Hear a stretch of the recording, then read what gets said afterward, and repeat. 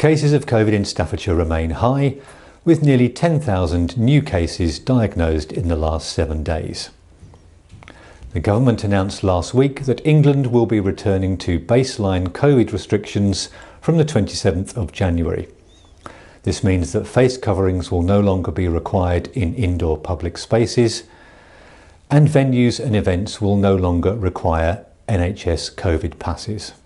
Residents are reminded that the virus does continue to spread in our communities, and health and care services do remain under considerable pressure.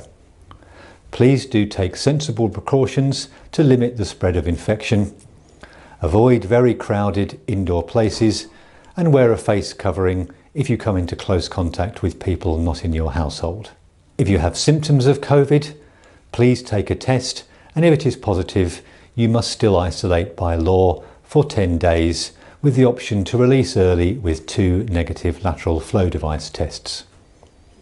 You should also test yourself regularly, especially if you are visiting vulnerable relatives or entering crowded indoor environments. Above all, if you have not yet completed your COVID vaccinations, please do so as soon as possible. This means 2 doses and a booster dose for everyone over the age of 16.